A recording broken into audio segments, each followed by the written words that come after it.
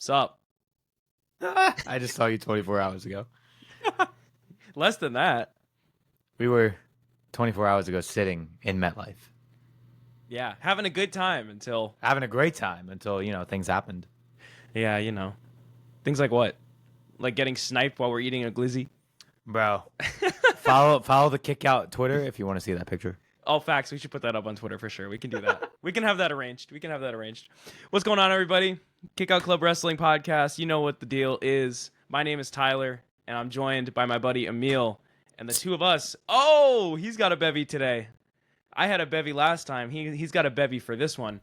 I feel like I should have got a bevy as well. You should get a bevy too, because we got a lot to talk about today. So sit down and buckle up. Because we went to us, we can't. We're here. We'll take your money. Any and all sponsorships, we take those. Anytime. Hit us up. Is that gonna get us banned from YouTube? No way. Will YouTube like that one? I don't know. I don't think they'll dislike it. It's not like you're like taking like donations for sips. You know what I mean? Fair enough. Yeah. We're not encouraging the drink. You're just having the drink. I'm of age. Yes, of course. Show your ID on camera or it's not real. No, I'm just kidding. Y'all, we just went to Summerslam live and in person. It's an interesting show, to say the least. 2 nights filled with fantastic wrestling and good storytelling. A couple of blunders here and there, and one... Yeah, we'll get to that. One decision. Yeah, definitely a choice. How do we want to start? Like, where do you want to start from the bottom up, or do you want to go backwards here? What's the deal? I don't know. So let's just talk about night one, right? Night one was a snooze, but that's fine. That's kind of what we were expecting. Like, nothing there was...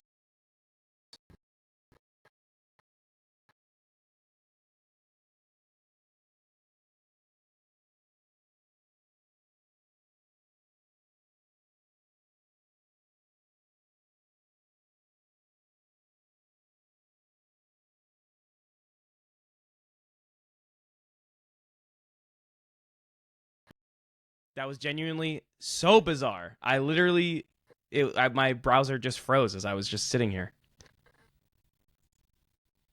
Hello.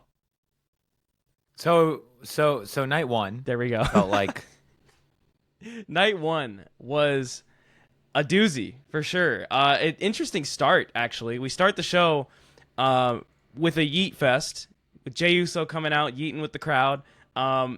But then an interesting part of Roman Reigns being there. Roman Reigns in the curtain jerk position. Roman jerking the weekend off. Pause. Jesus Christ. It's not my first time doing it today.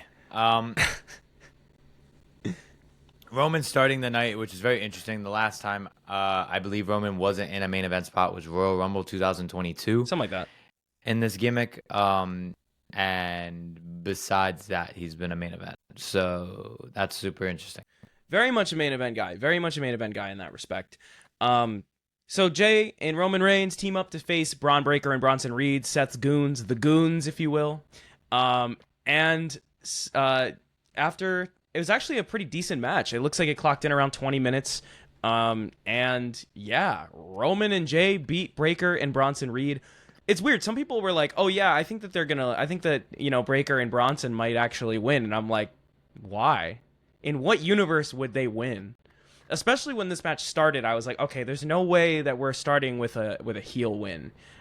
This one was to get the crowd hype. This was a way to wake them up with the Yeet Fest and with Roman, and then start the show off on a hot note. Roman dives over the top rope, which is crazy. We haven't seen that from him in years. That was 2019 was the official, I think, time that he did it last. Damn. I mean, I guess that makes sense. He went away for cancer and for leukemia, and then he went away for a little bit. I think he had an injury, and then he came back after the injury as the tribal chief. Yeah. So, overall pretty good match. I don't remember any particular things that like need to be touched on. There was a video that was circulating of Braun Breaker getting helped to the back, and then later on in the night, he comes out again, and we'll get to that. But his leg was taped a little extra. He was walking on his own, but his leg was taped a little extra. So something to keep in mind with Braun Breaker. Hopefully he's okay. I'm assuming it's minor. If you're walking on your own, I don't think you need anything crazy. So maybe just a minor sprain. Interesting point. I think this might have been a match that you wanted on TV versus live because I've been seeing clips of all the jabber drawing that went on during that match. And when you're there live, you don't get to experience that. So That's one thing I definitely missed, and I feel like I missed it in the last couple of PLEs that I see live, or just live events I go to generally, is like the commentary has become way more integral to the viewing experience. I feel like they do a really good job of telling the story and moving the story along. They have more of a purpose. It's not just the story's happening and they're, commenting on it. It's like they are telling the story through their commentary a lot more in these days. So interesting stuff there. And we forgot to even mention, before this match began, we had an appearance by the host of SummerSlam, Drewski, on a video package. Yeah, yes. So they hype up SummerSlam and Drewski's in this video package, and we're like, wait, he's not the host. And then the real host came out. Cardi B came out, and she was like, "You all ready? You want some Randy Orton? I like Randy Orton." She loved saying, she really wanted to make sure people knew she liked Randy Orton. Yeah, it was fine. She came out and said that, and basically was like, "Have a good night," and then left. And they showed her in the crowd later in the night, and that was it. And honestly, that's all I need from a celebrity host. If they're not going to get involved in storylines, and most of the time when they do, they suck anyway, sure, that's fine. Right? I think so. I was cool with it. Moving on, because this show, I don't want to drag this. This isn't what we really need the time for. That's not what we're here for. The Charlotte and Alexa won. That's what you wanted. Fire. The match the finish was good. The finish was good. Yeah, the finish was nice. The finish was nice. It almost looked like Charlotte was going to turn on Alexa, and then she ends up hitting a big move on. I forget who they pinned. I think it was Roxanne. Rox got pinned, so Raquel took the big boot. Oh, right, yes. And then after that, this was Sami Zayn beating Karrion Kross in an 8-minute match. Yes. So hold on though, because I had a nice little crash out. And I was like, "Yo, this doesn't do anything for anybody." It didn't do anything for anybody. Sami won. Everybody's mad because they thought Kross should have won, and Kross is about to be on his way out. And we were having this conversation after night one, and Tyler was like, he may not resign. And I'm like, you know what? Let the door hit him on the way out. He's fine. He'll be fine. He can go. I'm over this discussion of let's save every talent we have. No, we have a massive amount of talent here. We have very minimal TV time. Let's cut losses.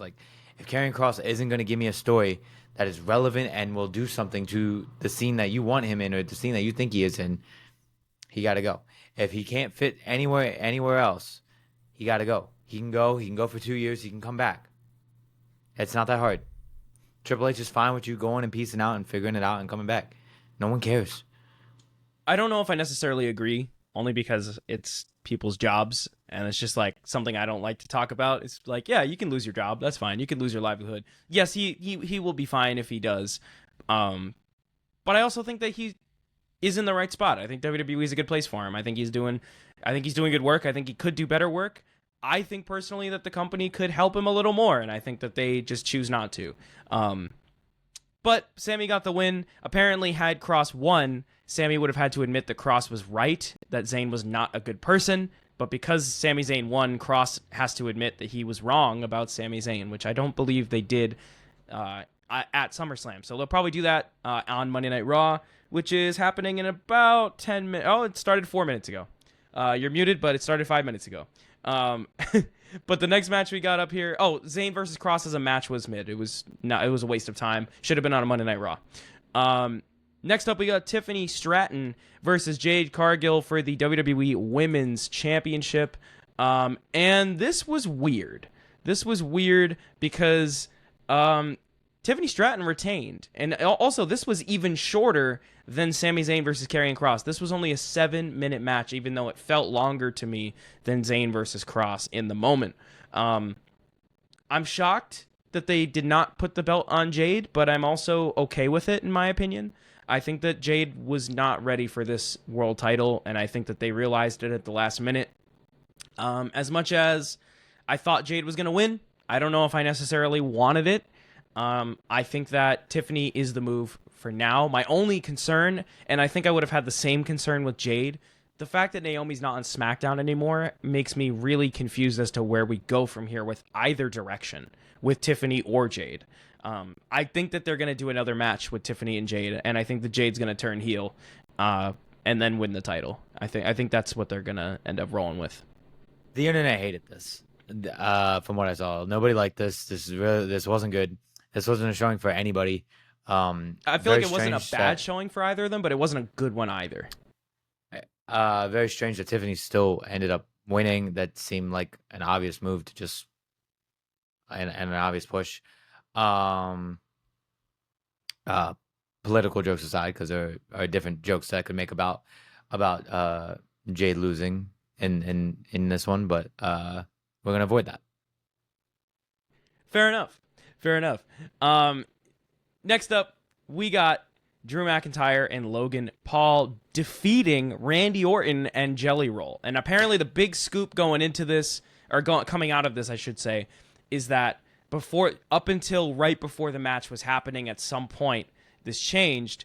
Randy Orton and Jelly Roll were supposed to win, but they changed the outcome at the very last second to give it the win to Drew McIntyre and Logan Paul. Drew needs a win. I'm gonna be honest. Logan Paul also kind of needs a W. Like, if we're gonna keep boistering up Logan Paul as this guy who's turning into quite a damn good pro wrestler, who's from the celebrity world, who nobody likes, then we got to give him some W's. And giving him a W against another celebrity is the move right now. No one else could take a loss from Logan right now. So this, in hindsight, this is the move. This was a hilariously fun waste of our time. This whole entire thing. I think that Logan could have taken the loss, personally. I think he could have. I think Logan is a person where there's more enough... importantly, Drew couldn't take the loss. Oh, 100%. I'm just saying with Logan's one of those heels that doesn't need to win to move up, because he can just shit talk his way to the top as he is. But also, I think, and also because he's so off and on, because he does a match, goes away for a little while, comes back, goes away, comes back, goes away. What do you mean? He's on a full-time schedule. I know. This is the thing. He says he said full-time, but he's not really full-time. Let's be real. But he kind of reappears at a time where you kind of forget that he wasn't. That he didn't disappear. He's semi full-time. He disappears for 2 weeks and then comes back, but he doesn't disappear long enough for you to forget that he disappeared. 100%. And I'm not mad about it. That's let's make that clear. I'm not mad about it. I think it's perfect for what he's doing. I think they're booking him very, very smartly in that way. But I think also having the heels win here leaves the door open for a 1v1 between Logan and Jelly. And I think that's why they changed the outcome. I'm not going to lie to you.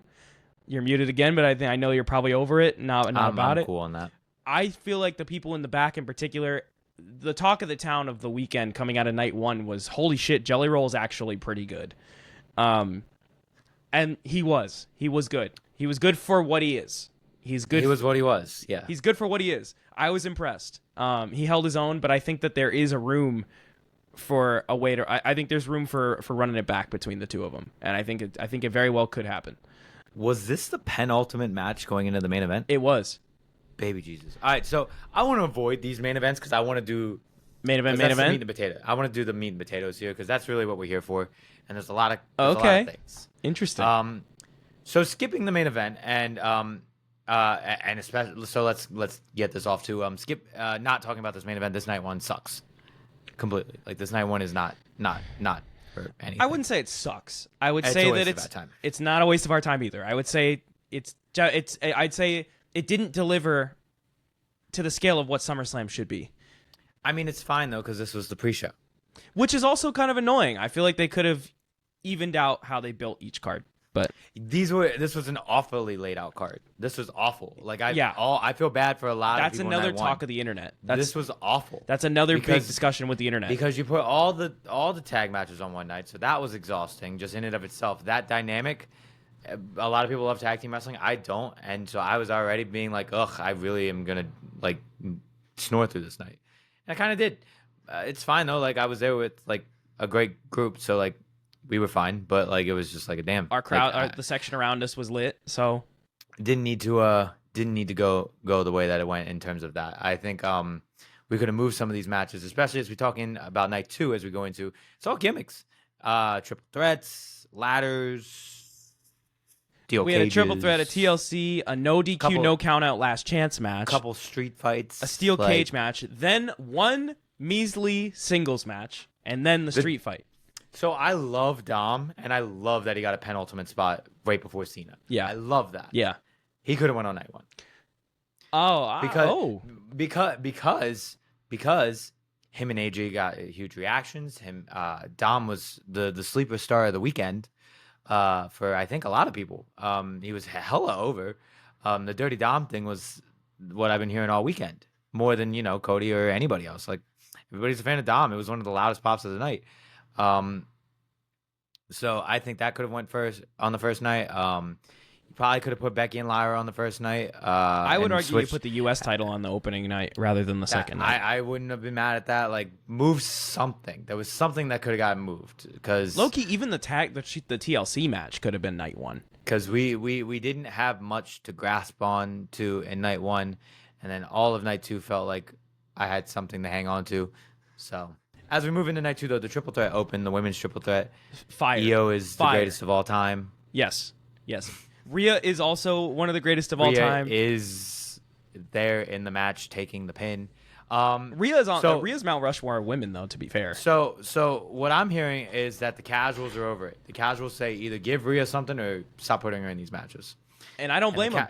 I don't blame them either. Casuals is Dallas for me, but like that's a fair shout out take. Dallas.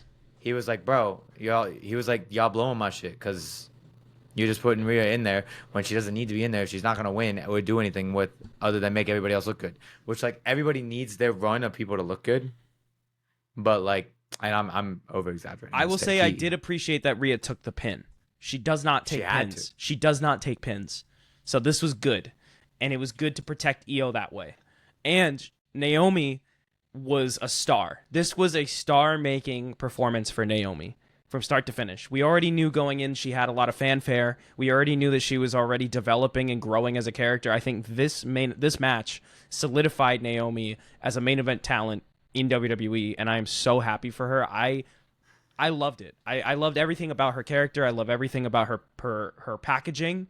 I loved her entrance. Her dad, who is a music producer, played guitar on her song Out to the Ring. It was nothing crazy, but it was just a really cool moment for her. I loved it. I think this was Naomi.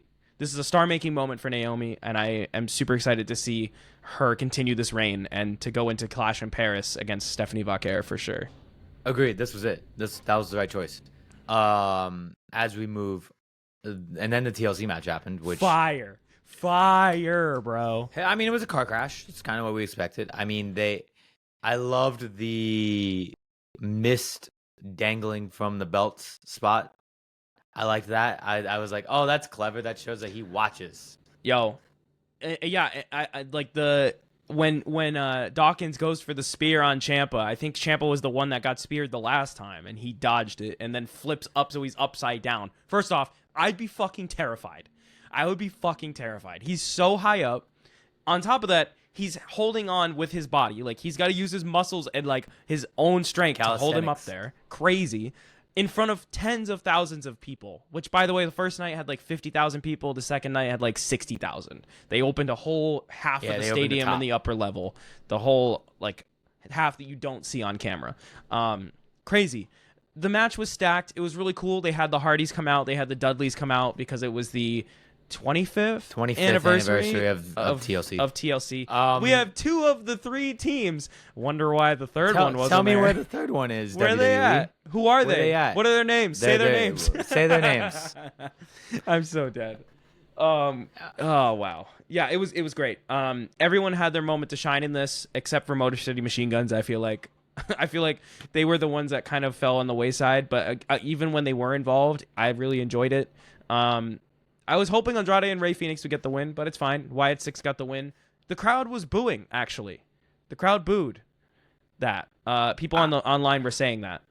But what? What were we booing exactly? Like, I mean, like I was indifferent because I like this. It was great and all, but like I'm just not attached to this. So they're like tweeners in booking right now because they're like they were faces going in, but now that they're at the top of the division, they got to face faces and heels. So they kind of got to play tweener in this role.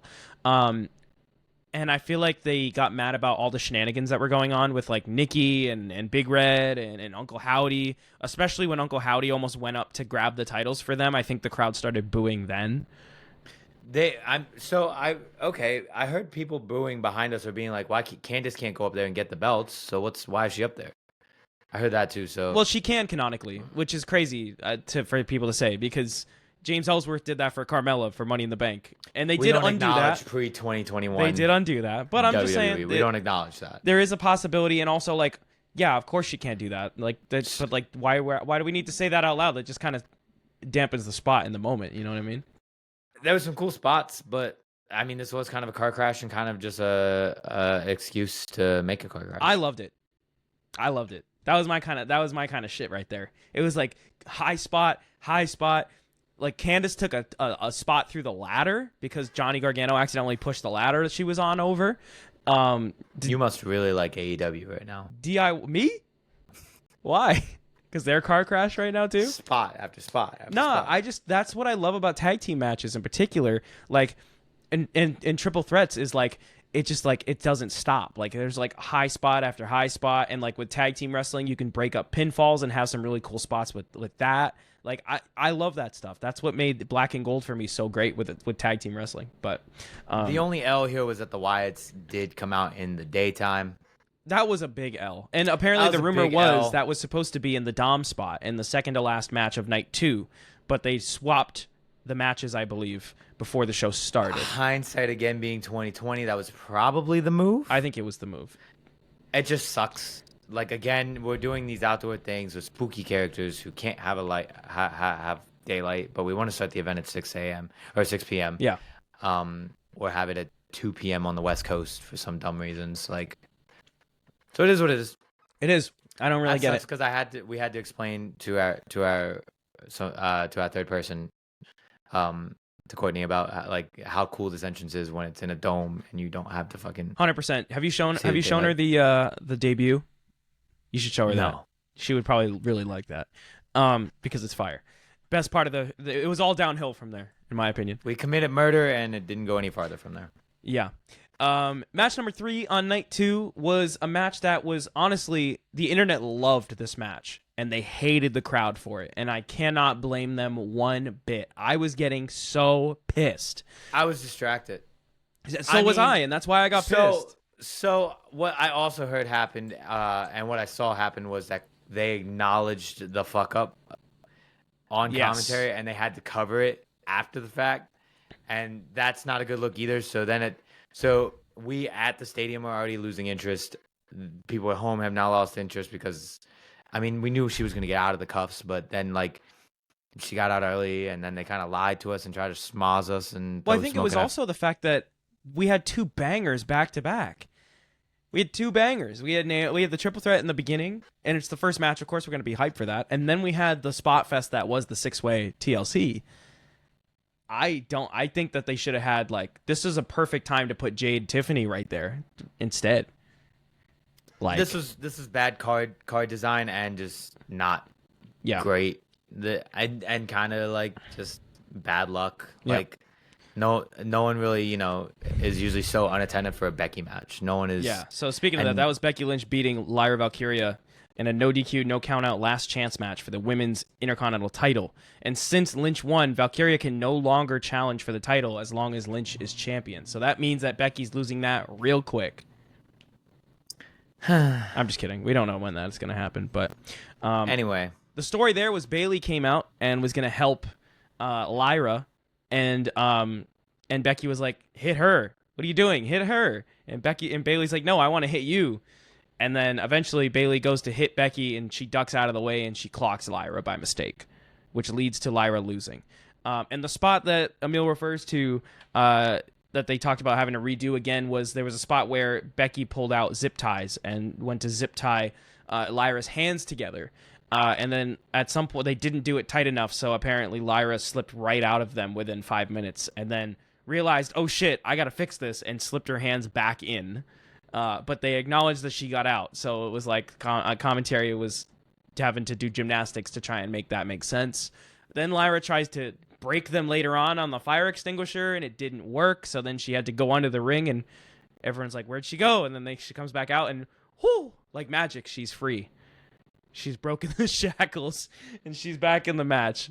Yeah, It was bad. It was a little bad. There were some things that just did not seem to work. Yeah, and that sucks. I think the match was still very, very good besides those two things. And I think that Lyra did her best to make do with that. I think it's just like one small problem snowballed into another problem, But being live in there in person, fighting through the distraction of the crowd doing the wave. Oh, God damn it. And not even that, not only that too, in the TLC match, they had people going around because WWE has these new breath mints. And they're like pop rocks for breath mints. Oh, this was dumb as fuck. And they had, during the TLC match, they had people dressed up as the Grim Reaper and like women in blue wigs throwing, like just humming, like hurling mints packs of mints, like hundreds of packs of mints every time. They kept hitting you in the back of the head. I don't know why. Bro, they were blowing my shit. Yeah. I was like, what are y'all doing? I was like, and not only that, they didn't go to any other section. Like, they just chilled out in that section. Facts. We didn't get anything for it. Like, we didn't get camera time or TV time, nothing. Like, we just got pelted with mints. Yeah. Yep. It was really weird. I've never seen that happen before, and they could never do it again. No, they will. They will. I sincerely hope all of you nerds get put into the section that get pelted with mints. Oh, God. It sucks, man. It really sucks because it's like this is just furthering the changing of the culture with WWE and how they run their shows. Because like I just feel like this isn't the last time we're going to see sponsors walking around giving you samples and selling you shit while you're watching a wrestling show. I hate that. Nope. I hate that. Yep. Hate that. All right. So Becky beats Lyra. Match number 4 of the card is what people are saying is the worst match of the entire weekend, and I am inclined to agree. A steel cage match for the U.S. title. Solo Sikoa retains the title by defeating Jacob Fatu by pinfall? No. Submission? Nope. Climbing over the top? Nope. He goes out the fucking door. Actually, I think for Solo, this makes sense. Solo kind of is lazy. He kind of moves lazy. He walks lazy. He talks lazy. He's kind of lazy. And I kind of like that for him. Stop. I kind of like it for Solo. I love that the MFTs are so stupid that we can't have even a steel cage match where we can't have interference. Everybody's climbing over the thing. Jimmy Uso is no help to nobody. Facts, that was just a cheap pop to get him on the card. Jimmy Uso is no help to nobody. The pop was real, though. That was a big pop. It's so annoying watching Jimmy Uso come out, start to get his ass kicked, and we're like, all right, are we going to get any help? And this would have been a moment to do it. But, of course, Jey Uso now has to get entrenched into the Roman storyline, which means... The crowd chanted yeet over and over. Then we started OTC, or we want Roman, and neither. We'll take any. We got nobody. Nobody. Oh, apparently, I'm sorry to cut you off. There was a spot on TV that we didn't get to see because it was Jacob talking, so we were too far to hear it. Jacob at one point had the opportunity to walk out the door, and he goes, I'm all gas, no brakes. I don't need to do that. You know what I mean? And he didn't walk out the cage, and he could have won. So is he dumb? Yeah. Yeah. But he doesn't. But you know what else is dumb? The fucking door. I hate this fucking door. It's so dumb. The door has existed for as long as the steel cage. And it has never been good. This new version of steel cage, at least. Yeah. Well, it's never been good. What could have been a cool spot is, here's one thing, and someone pointed this out recently in one of the reviews I listened to, and I actually agree with it. Tala Tonga is not scary. He's big, but he's just a bigger guy. He's not scary to me. He's not scary to me, especially when Jacob is out there, because Jacob's scarier than him, and he's shorter. But Jacob's just a scary dude. Tala Tonga should have... What you really should have done to make this cool... First off, the door should be taken out of every single steel cage match ever. The door can be there, but I just find the idea so dumb of the ref being there and being like, oh, he's getting close to the door. I'm going to open it so he can have the opportunity to walk out. That's so stupid. what should have happened is Tala rips the fucking door off, and everyone's like, holy shit, the door's off. You can walk out the cage and win. And then it's a novel concept, and then Solo walks out. Because, like, and I noticed it especially since Triple H has taken over booking. Vince wouldn't really use the door all that often. I've seen a couple door spots with Vince, but it was rare. Triple H, I'm pretty sure the last two steel cages he's done ended with walking out the door, I believe. Damien walked out the door. Before that, that was Roman Punk and Rollins, and I don't think they walked out the door. That was a pin. But the last two, being Damien and this, were doors, and both sucked. I mean, I'm not mad at it. I can't get mad at the rules unless they're going to change the rules that have been set in stone since 1995. Well, if I don't like the rules, I'm going to complain about it. So that's my philosophy. That's my philosophy. The match was the match. Very weird that Jacob lost here. It seems very strange. We also were all expecting the spot. Yes, it is incredibly strange. But then again, we got our moonsault spot, but just not in the match. I started thinking about it, though, and I was like, if they want to build him up to be a main event guy, and Solo just took the title from Jacob, what would the point be for Jacob to win it back? What if they want to try to get Jacob and Jimmy out of this and put him over with... That's what I think they might be doing. They're just trying to get him out of it. I think trying to get him out of it, but also I think they're trying to build Jacob in the main event, to be in the main event and be a main event guy. Whether that's on Raw or SmackDown. I don't see it yet. I mean, I do. The writing's on the wall. Not with these champions. I mean, I'm not saying, not with these champions, but I'm not saying that Jacob's going to challenge for the title tomorrow. I think he can't be in the mid card for too long if they want to build him up to. I think there's that in between spot, right? There's like the mid card.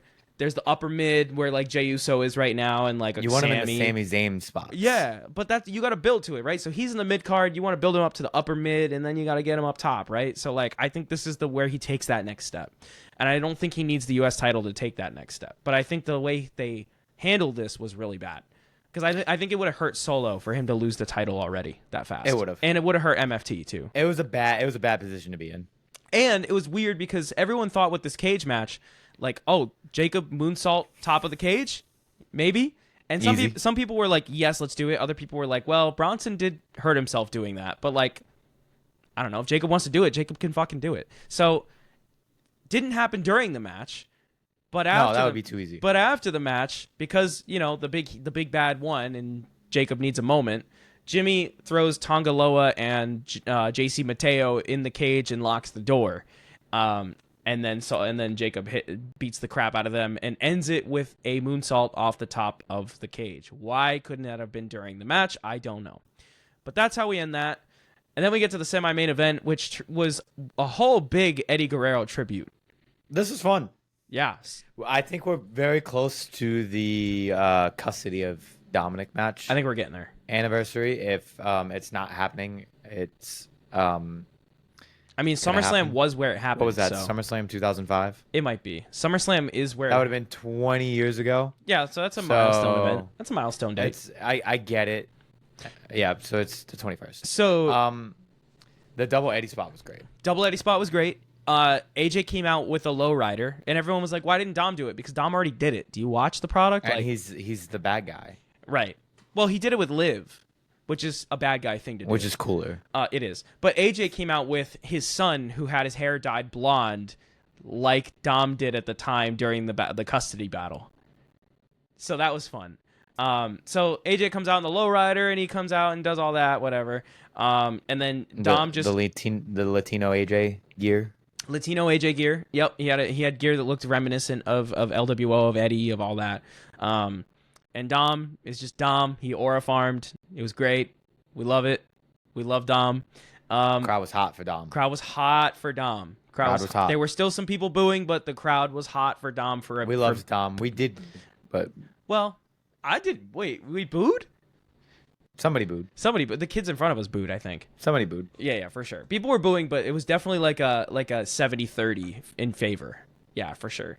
Dominic wins. There was a lot of cool spots. They did the spot with the fake chair shots. where Dom smacks the chair on the ground and then drops it and lays on the ground, and then AJ like positions him so the chair is like around his neck or whatever, or around his leg or something like that, and Fantastic. did it to them. Then the ref gets up and he's like, I don't know what the fuck's going on, and AJ's like, you hit me, and Dom's like, no, you hit me. That was great. Dom does the spot where the boot comes off and he uses the boot as a weapon, and that's how he wins. So he walks out with one boot on and one off. Very WrestleMania 20. Very, very, and very much just like Eddie Guerrero, just like 100% all the Eddie spots. Good match, short, but it was fine. It did what it had to do, and Dom retains over AJ. And now we get All right, let's to talk the about main this main event. event. Let's do it. All right, so there were a lot of opinions and thought processes we could have went to. We're gonna talk about the winners first, and then we're gonna talk about what's going on here. So, in night one, let's go back to night one now. We have Gunther versus Punk in a wonderfully slow match. It was a slow one, but it was a Gunther slow. It was very methodical. wrestling match. It was very methodical. A lot of chain wrestling, a lot of rest holds. Not conducive to watching in a live setting. So I'm excited to watch this back at home. But I knew when I knew that was the move we were going with. I was like, all right, I'm gonna lock in. I'm gonna embrace it. And it was very good. It was very good. So the big moment of the match is we went outside the ring. We threw Gunther off. Like we pulled Gunther, like WrestleMania 40. We did the whole WrestleMania 40 thing where he smacks his head on the table. He comes back up to a wonderful blade job. Wonderful Crimson Mask. Very strange considering the match that we were gonna get the next. We were thinking we were gonna get the next night, where it was like, this is where we're deciding to do this blood spot. But seeing Gunther bleed is like, watching Superman bleed. It also was like a moment of like, I forget someone had said it about some other match as well, but it was like, Gunther's not used to that. That's not Gunther's style. Bleeding is not exactly. Gunther's thing. Gunther doesn't bleed. And so he looks at that, and like you can tell from that moment, it was the Rocky 4 fight. It was Rocky and Ivan Drago. When the fight completely changes. First off, Ivan's beating the shit out of Rocky the entire time. Rocky gets one good punch on Ivan and he's bleeding. And you can tell at that moment he's rattled by that. He's not there. He's like, what is happening? He's so not there. He's fixing his face. He's covering his nose. Like he's and that's what allegedly Gunther's going to get real life nose surgery. I don't think it's for the spot. I think this spot just happened to make it make sense. For sure. So good on them for booking something that life imitates art. So it all made sense to me. I got it pretty quickly, but I was like, strange. Then Punk won, and we were like, cool. Yeah. It was a good match. All good things come to an end, though, because here's where the messy starts to happen. Seth Rollins' music hits. Crowd goes bananas. Bananas. I go bananas. I groan because I know what's gonna happen. I'm ready for it. I've now prepared myself because I'm hearing this music, so then I get to go enjoy it. Seth gets to do his crutch spot from last time again, but so much cooler. So Seth comes out. He just smiles and waves, boys. He's like, I'm coming for you, and Paul's there with the case. Walks away. And I'm like, the whole time, I'm like, Seth, you don't need him. Drop him. You don't need him. And he walks and he stops right before he goes to leave. The beat drops and yep, and the crutches are very dropped. Seth Rollins, very Seth Rollins, very flamboyant, very very hilarious, very dramatic. We're here for the memes that this made. Seth Rollins turns around, throws his glasses, takes off his knee brace, runs to the ring. Crowd's going ape. Hits CM Punk with the briefcase. Beats him up with the briefcase, cashes in, hits a stomp. 1, 2, 3. And Rollins wins the belt. In the ruse of the century. Absolute fire. I loved it. Fair enough. I loved it. Fair enough. I mean, Punk got his moment. Everybody got a moment here, and it makes sense for the story. Seth will not let CM Punk go. He won't do it. He can't do it. He is incapable of doing it. He is so petty. It's wonderful. He will not let CM Punk hold the world title as long as he lives and breathes. And then the icing on the cake is Drew coming out to the signings the next day going, isn't it great to be alive in New Jersey on a Sunday or what? Well, Drew holding the title for 36 seconds longer than Punk. Drew had it 5 minutes 46. Punk had it 5 minutes 10. Hilarious. There's a lot of again hilariousness about this. I would love for this to lead into what I've been asking for 2 years. You know what's crazy? That I realized the spot that led to Gunther bleeding. Gunther standing on the announce table gloating. The same way. And Punk sweeps that his Drew leg. did. Yes. Same way. I mentioned that just 5 minutes ago. I didn't catch that. You didn't peep? Didn't peep. Yeah. I peeped that.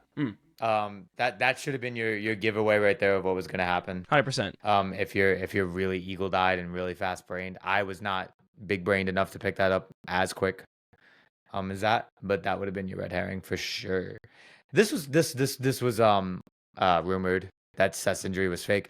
Really well done. Really well done. I think because the rumor got out that it could have been fake, this felt really safe. This was safe. That's definitely your opinion. It is an opinion, and it could be, and it's almost wrong because this was really good. I mean, Even now, I'll admit that. I mean, I get it's almost it. wrong. I mean, I get it, but like at the same time, it's almost like it I believe It's better for story. I It's tend better to for story. believe people when they are like, I'm hurt, you know?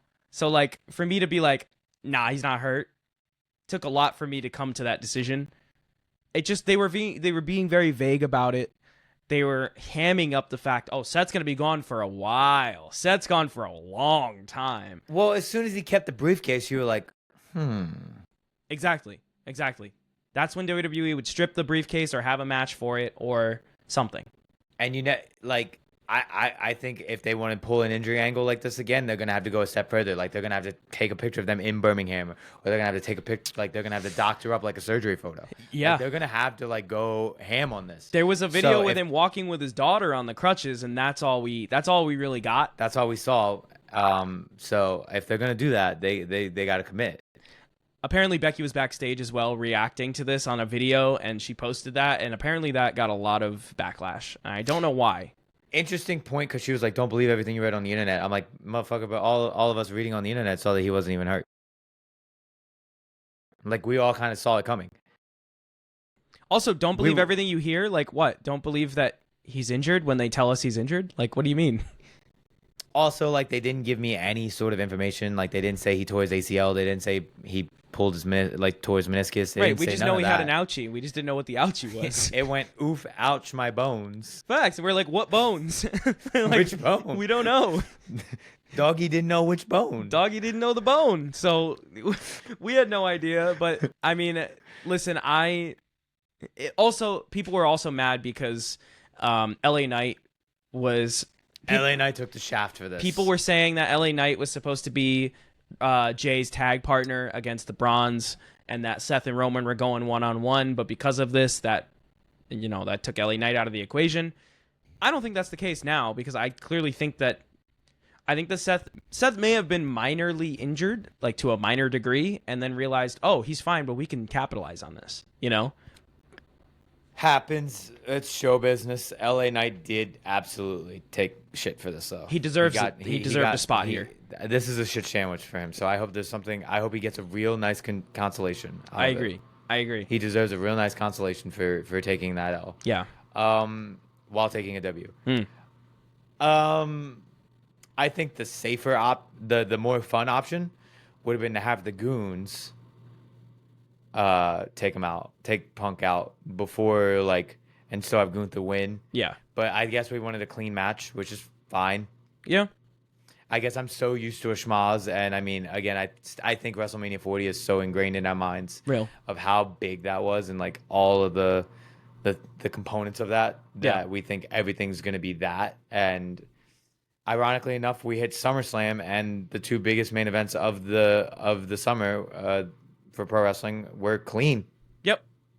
No run-ins. Nothing. We're definitely not used to that with Triple H's booking. Triple H's And big main events, weird. they're always interference ridden every time. I mean, he's from the Attitude Era. It's Attitude Era finishes. Bloodline rules. What you gonna do? Not show up. So let's talk about this finale. My thoughts of the Goons coming in and then Seth would lead into this main event. So let's talk about it. It's Cody Cena. It's the second time. It's the WrestleMania rerun. It's the WrestleMania Erasure match. Yeah. Yes, it is. This was fire. This is great. It was a street fight. This is great. This was great. I firmly believe that this was From the beginning. This was the original plan. This was the match that they were originally going to have at 41 before they did this whole thing of Cena turning heel. Let's not even go there yet. Let's talk about it as is before we talk about things that don't apparently matter. Okay. Cody comes out. He gets the AI Dusty treatment. It was not AI. It was definitely them splicing things together. Yeah, it was. The first half of the promo was, he says the line, but the second half was from Hard Times. So The part that they never play. yeah. Oh, for sure. Jeez. It was probably a deep cut from that promo for sure. So that I mean, still really sweet. Cody comes out with his new broken lightning up mask, which The Kylo Ren mask. didn't mean anything. Apparently not. Cena comes out, starts with a black Tron, and then all the colors fly in, all the red, white, and blue. So And good, man. this was the first So time good. Courtney got to experience me really marking out for something in pro wrestling. This is the first time I've gotten up and jumped up and down since Mania 40 when I think Cena came back the first time. Well, Mania 40 was well. Wait, you didn't jump up. Well, I see what you're saying. Oh, I see what you're saying. I see what you're saying. I didn't jump up and down the way I did when he came out at Mania 40, or when he came out like this. Yeah. When he turned. Yep. There was a different energy for that. Oh, for sure. But this was it. This is what you wanted. We got the old John Cena out of nowhere. The works. We got the. Let's go to was work. hyping up He was the talking to the crowd, looking camera. to Stu. He said, "Stu, you got to run in you." He ran down. It was awesome. It was. It was. It gave all the feels, and if nothing more, I was happy and excited to be there for that. Like, Yeah. no matter how I feel about anything else, prior, right? That's after, right? Anything else? What's prior? Prior means before. What's Prior after to that. After that, Following that, I don't know. following that, Sure. We're wordsmiths here. doesn't matter because this was it. I think the two times I've seen Cena live were both run-ins. Interesting. Because he did Monday Night Raw after Mania. Yeah. That was also a run-in. Right. Well, he did the match with Truth. He was Truth's tag partner. Oh, I saw Cena do. But that was like Cena at Elimination the same. Chamber, but It's not the same. It's not the same. No. So this was like the true like I get to do it. And boy, did he, bro. Holy he shit. did the thing. This was one of Cena's best matches to date, like ever. Period. One of his best to date. In a long time. Bro, but I would say all time, but I get the caution to not declare that so like proudly. Man hit a Canadian destroyer. For really no reason. And then was shocked at himself that he hit it. For really no reason. I love when Cena like there hits was a no move. build up. I love when Cena breaks that fourth wall and he's like cartoonish. Like he hits a sick move and then he's like, "Oh, I just did that." Like that's crazy. I love when he does that. He's being us, where he's like, no, literally, he is. That's so us. funny. He wore the all the blue. I'm not a huge Cena fan. I never was. Like as a kid, I always liked the heels over him, but like I obviously respect the talent and respect what he did for the business. So I wore a Cena shirt for the first time, and I was fully into Cena more than I ever have been, and it was awesome. It was awesome. oh man, it was so fun. Like again, the destroyer spot really for no reason. This was a nostalgia bomb. He The whole kind of thing. just kicked him. Cody was like this, and he's like,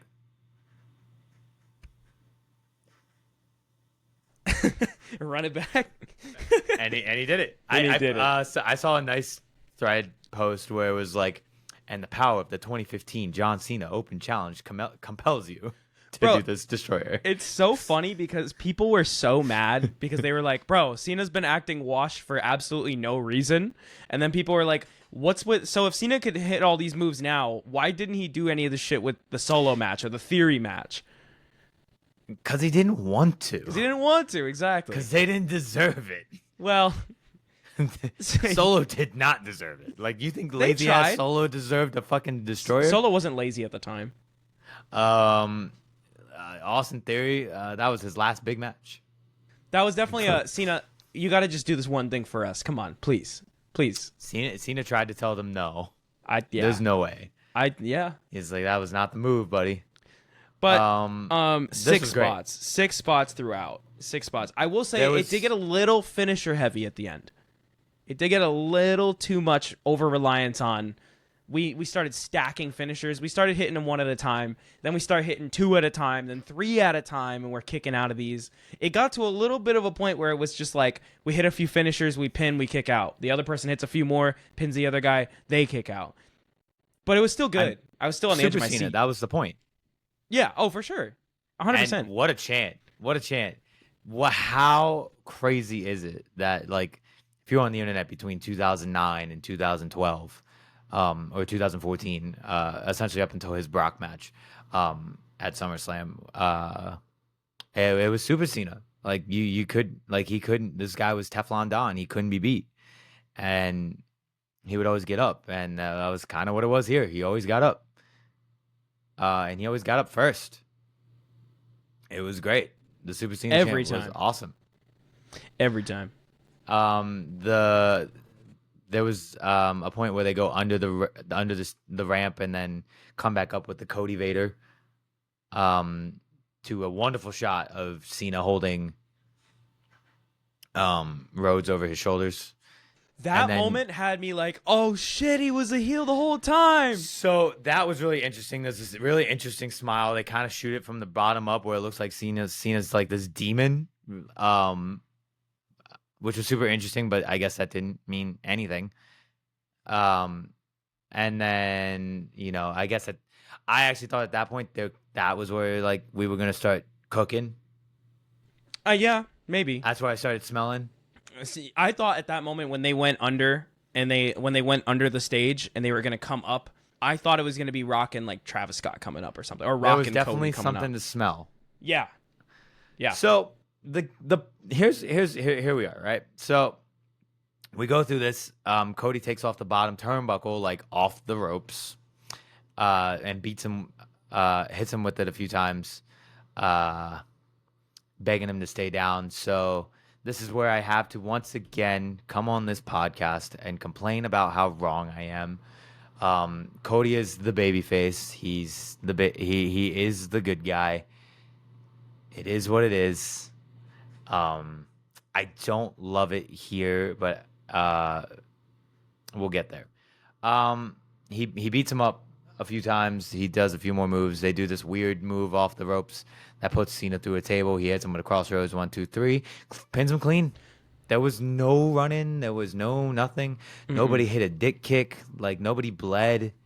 Nope. This was clean. There was this family-friendly fun. There was one spot where Cody took the turnbuckle, not the pad, the whole turnbuckle off the bottom that's rope. what I said. Yeah, he took him and hit him, and then he was like, "Please stay down." Yeah. He was crying. That's whole how I thing, got. Yes, that whole thing is just like that was probably the closest thing we got to like any kind of edginess or any kind of potential dirty outcome. But it's a street fight, so that's why. That's that's the basis of it. That's not dirty because he's crying, telling him to stay down. Yeah, no, of course. I mean, that's the whole premise of this, right? Like, the street fight allows Cody to push the boundaries of what a face can do in a match, right? And allows Cody to get to the point. Because what is a kernel of the story that they can actually tell here?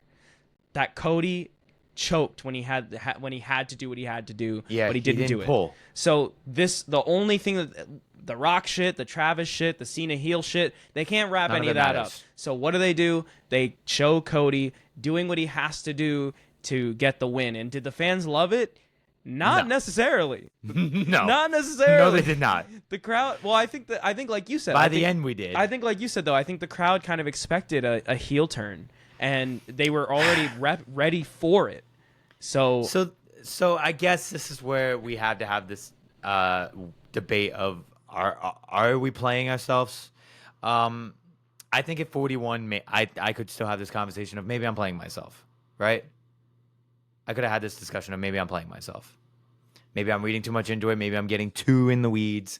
Maybe I enjoy the creation is a little too much. Whatever. I got it. Fair enough.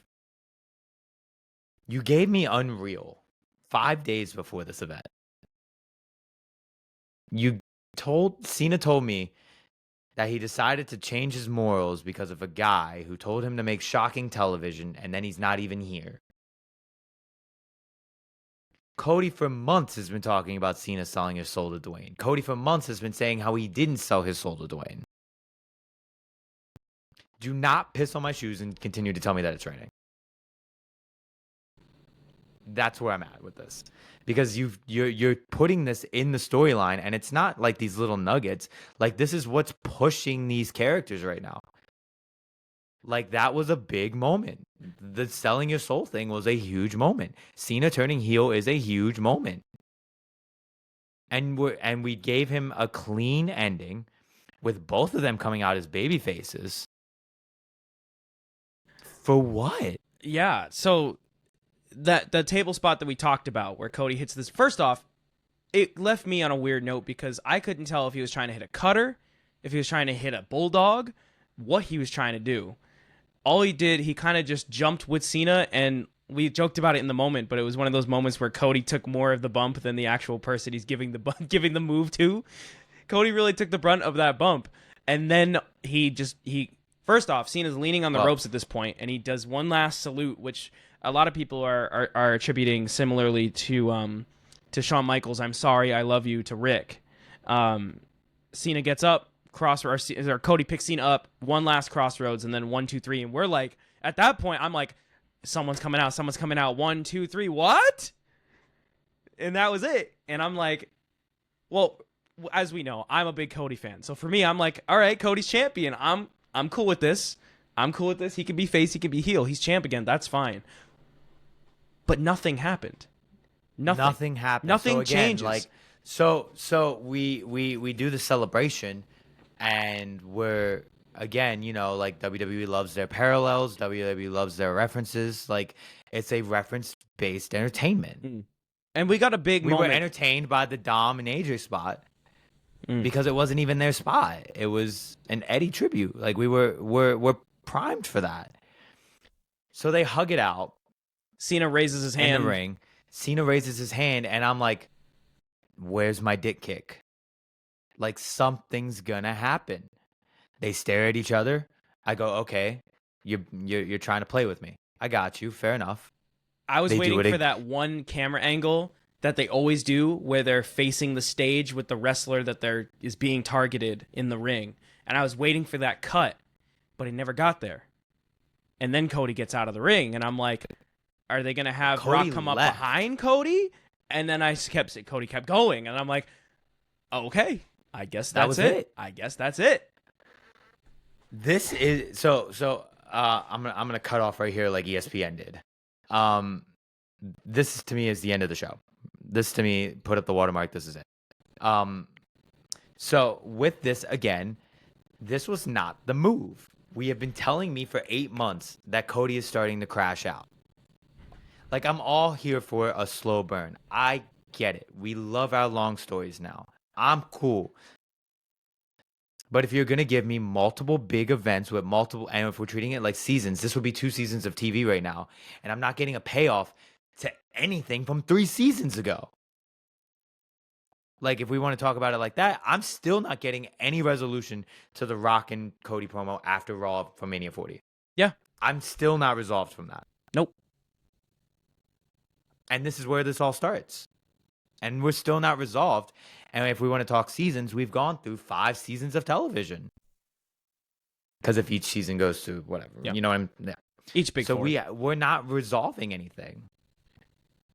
And that's a problem now. You're starting to piss on my shoes and telling me it's raining. And I'm supposed to then enjoy what follows. Yeah. Which, like, Rock needed to be here. This is abandonment. This is pure abandonment. That's what this is. And there's no other way to put it. This is the worst plot hole that Triple H has written. This is bad. This is a bad plot hole. There are 2 plans to every big pivotal moment in the story. One where Rock decides to show up, and one where he doesn't. And the best part is, you could have cleared this whole thing up without Rock. I've been trying... And not giving either one of these men the title. I've been trying for the last few months to be like, I'm actively keeping Rock out of my vernacular. I'm keeping him out of my mind. I'm keeping him out of this. And I've enjoyed my time with things for the most part. But it's so hard, even when you do try to, I'm not factoring in Rock. I'm not expecting him to come back because he's still a big part of why Cena turned heel. He's still a big part of why Cody is the champion and what he has to go through. He's still a major focus in all of this.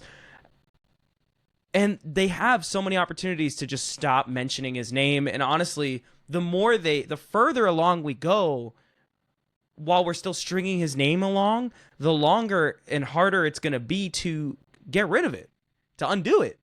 They had so many chances to undo it, and they just have not done it. They just have not done it. So now they're stuck. Now they're at a point where they need to pay this off. It's just a matter of when and how many other stories are going to be sacrificed to keep it moving until that day. It's also very interesting that the amount of people that would, I heard pre the actual closing of the show, be like, "Where's Rock? Where Rock? No nothing, huh?" Like there was a lot of confusion. It's also very strange that all the takes I see on the internet really have nothing to do with The Rock. Maybe that's by design because we're so irritated about what comes next.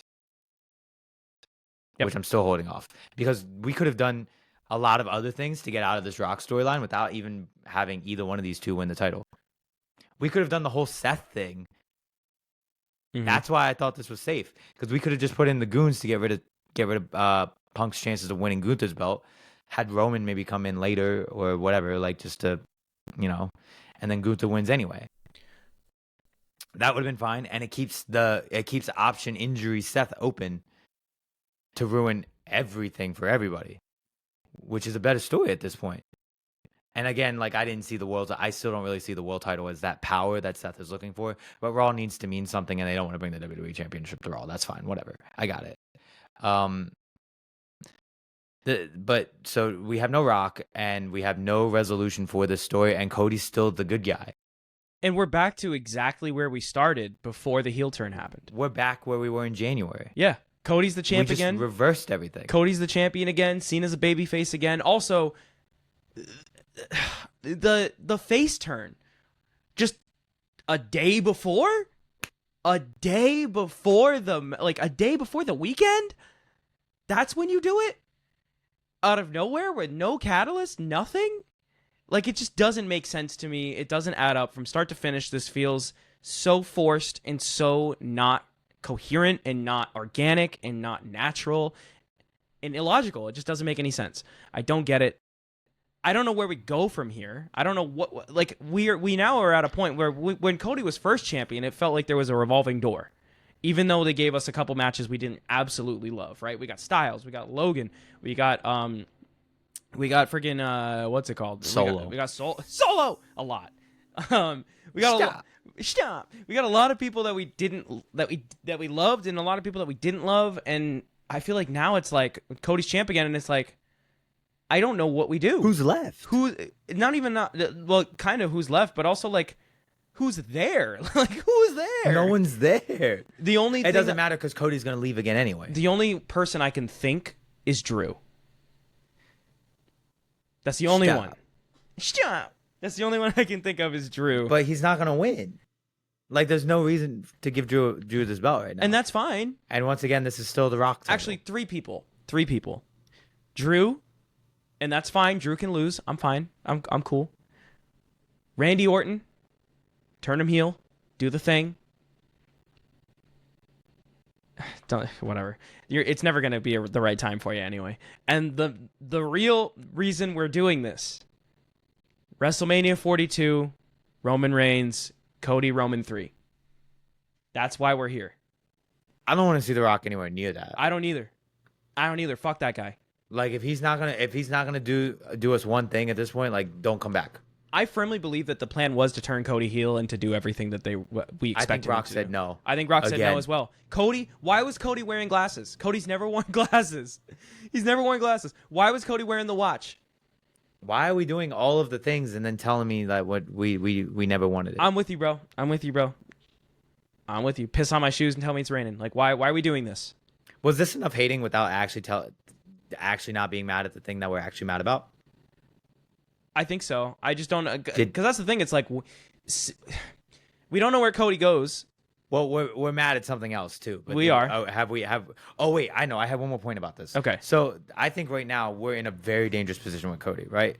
Dangerous position. I agree. Because if we're gonna keep pushing him as the babyface, I need to know what the crowd's gonna do. I need to know. So right now, Cody's not anything. Cody is white noise until we hear his music go off, and we hear how a crowd responds to a promo of his. Well, I think I think there are two options at this point, and we were talking about this. There are two options, right? The crowd loves him, eats it up. Business as usual. Don't stop to smell the roses. Do the thing. Keep it going. Bon voyage. If the crowd starts to change after this, we have to pivot. And we can just do it on our own. Just do it on our own. I think Cody is the perfect person to let that happen on its own If because he's already done it. If they boo him, let him Homelander the thing. He's the hero still. But just let him be the villain. What? I thought you wanted this. That's cool. We never have to talk about The Rock again. If that's the move, that's fine. But we need to move on. Because otherwise you've already, like, we're at a tipping point. People already don't want to watch. You've had a really interesting week outside of the company. Yeah. I don't know if this is the time to really play with us. I think what they want to do is to keep Cody as the face moving forward, especially after John Cena raises his hand and is like hugging him and going like, "We got." That's a torch passer. Yeah, which no, is weird because 100%. he doesn't need it and he already kind of got it. Twitter also is out there being like, "Bro's 40." Also, yeah, bro's 40. But that's how we felt when Cena got his hand raised by The Rock at 29. Is it how we felt when The Rock got his hand raised by Hogan? Kind of. Is it how we felt? No, I'm just kidding. I don't know. I don't have one. Well, one I'm saying that. like they do all these torch passing moments, but these moments feel too late. Right. Like Cena raised his hand 3 years ago. Like before the 39 match, he raised his hand. Yeah, he did. Like, yeah, when Rock raised Cena's hand after 29, it was like, dude, Cena been carrying this place for 5 years already. Facts. 5-7 years already. Facts. Like, you're too late. It just took you too this. long to make the match. Like you can't do this now. Like you can't give him the belt after he's already held it 10 times. Right. And be like, oh, you're now the champion. Like, no, bro. Like, yeah, that was weird. I'm on my way to beating the record. Like, it was weird. And so it's strange stuff. And so we're now unsure what Cody's gonna do, but we know what Cena's gonna do. So let's talk about what we're actually pissed off at. And this is where we start blurring the lines of what we're mad at in storyline, and what we're mad at in real life. So, disclaimer, this is not a political podcast. Because I know where this is going to go. Real. This is still a wrestling podcast. Yeah. So, we decide, well, let's do some backstory. Vince McMahon was removed and exiled from WWE following a sexual misconduct lawsuit that involved trafficking of personal of humans, media of human beings. Yeah, that's what I was looking for. The right is that it? That's right. Pictures and videos. Yeah, I mean physical as well. Media. Physical as well. Media, both digital and physical media of. He had porn. He was giving out porn of his employees. Let's call it like it is. It was more than that. It was employee porn. Let's just call it what it is. In these documents, we learned that there was first a name redacted superstar. They said like something like former UFC champion, and the document said former UFC champion. So everybody went, well, Punk's not in the company yet. He also lost hella. Also, Punk lost in He also like never won. And Bobby Lashley didn't win shit either. You had two choices. You had Ken Shamrock. No. What was your other option? You had Brock Lesnar, or you had Cain Velasquez. Cain Velasquez was still on company. Cain Velasquez was in the company at that time. I think we knew who was. I think the people knew who we were talking about. We knew what was going on. We all knew. So Brock Lesnar's name comes up in these documents, referring to receiving porn, pictures, videos, as well as arranging a meetup as well. That's in the documents as well. Arranging a meetup, what was described as a play date. And there were 2 instances where it was going to happen. One time it got called off because of the weather in Uncasville, Connecticut, I believe. And it was a snowstorm. And then the other time, Lesnar got too drunk. I think you know what we're talking about here. So the show, of course, couldn't go off without a hitch because Triple H told us, you ain't seen nothing yet. I'm going to be honest, we could have not seen this one and been fine. As someone on Twitter said, when Triple H says you ain't seen nothing yet, he's about to commit war crimes. So there we go. That was dastardly to tell us that and give us this. Especially when Rock should have been here. That was dastardly. Mm-hmm. And then here comes the alpha male of our species, Brock Lesnar. While Cena was drinking in ovation from the crowd. While Thank Cena you, was Cena. ore farming. Thank you, Cena. Cena was like having a moment with the Retirement fans. farming. He just turned to leave the ring when Brock's music hits. Very 2012. The whole so I didn't pop because I was just irritated by this point that I didn't get Rock. I just but said holy shit. Like I was just in shock. The pop was massive.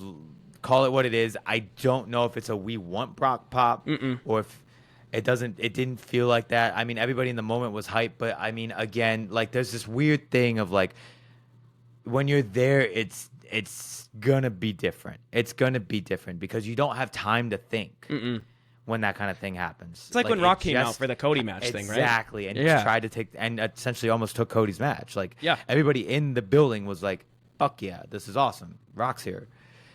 No one's thinking past the 10 seconds in that moment. Like, you're not. So, no shame on New York for popping big for that. That's a massive pop. That was a massive pop. Also had a very interesting, like Cole giving out "holy shit" as the call, like just straight up. Oh, Cole just fully stole Pat McAfee's vibe for that. I'm pretty sure Pat McAfee reacted in the same way for something else, verbatim, like "holy shit." Like well, he went crazy. Well, the last time they did this, he went when Brock came back. Cole went "holy," and then Pat was like, "Say it, say it." So he said it.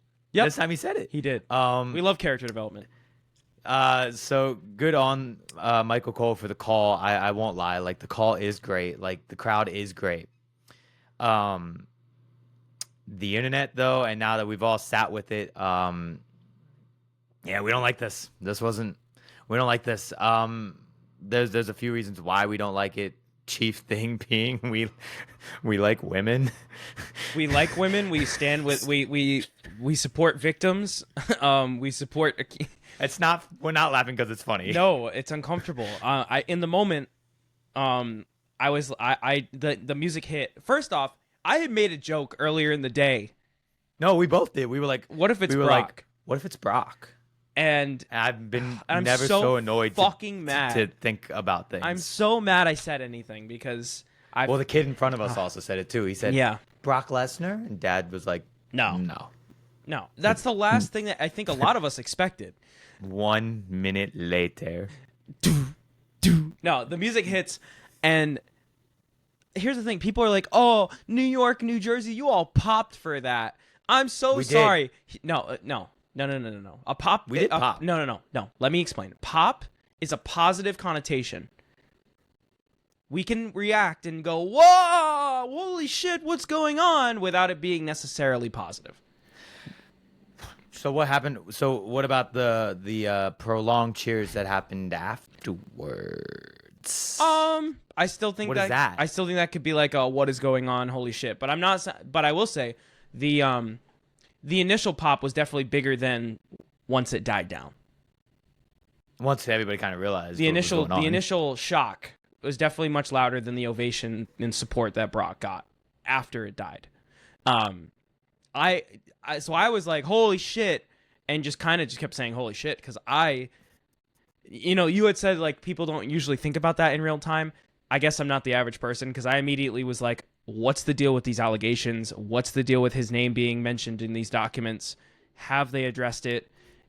And then something interesting crossed my mind that So happened there's a lot of in the interesting things that beginning of the happened. weekend. So at the beginning of the weekend, the news broke that for the first time in a while, SummerSlam and moving forward will be WWE will no longer have post-show press conferences at the end of their PLEs.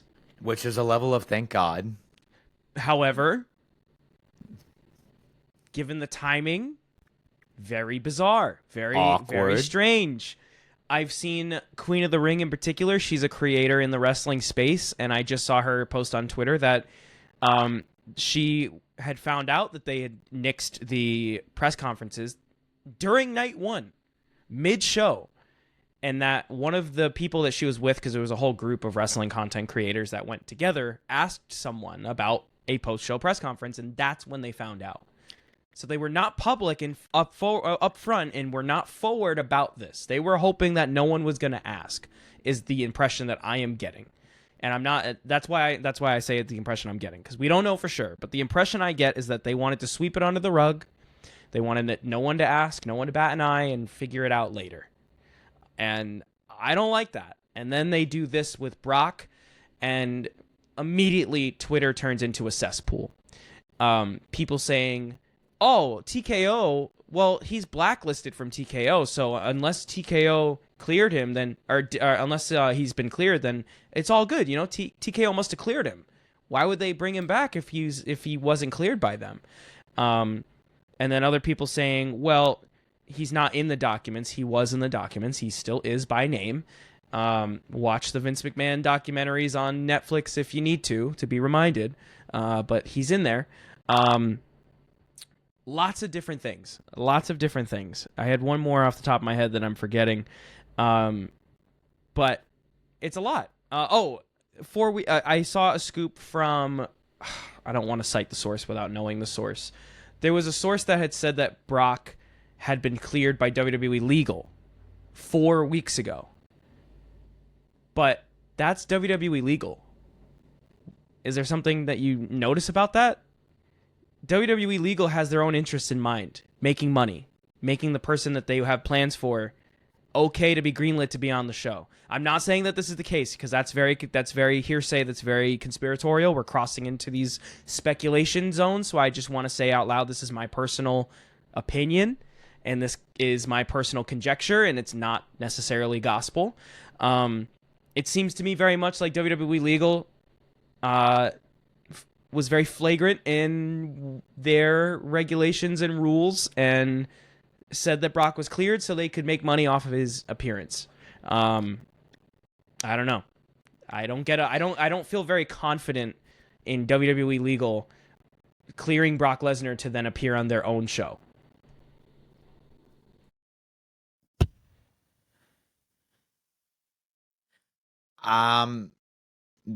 So my initial reaction was, I heard Brock's music, I didn't pop, and then I went, no, and I was very irritated story-wise. I was just like, no, I don't want this. This is not what I'm here for. I don't need this. And then so I'm, it takes me a little longer to catch on to be like, wait, isn't he in a lawsuit right now against them? I was like, so that's just not a great look for them. This is so then I also started thinking about throughout the week. This is also them coming off of Triple H at the White House, which was not a great look for them. It did not go over well, and when they tried to show it. And I'm aware of Michael Cole saying "Make America Great Again" on TV. So that's nervous energy starting to creep in.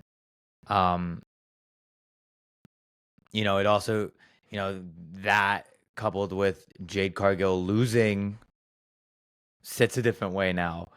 Then not having, post-show conferences, because again, like you're not letting winners talk without your control, because that's an uncontrolled environment.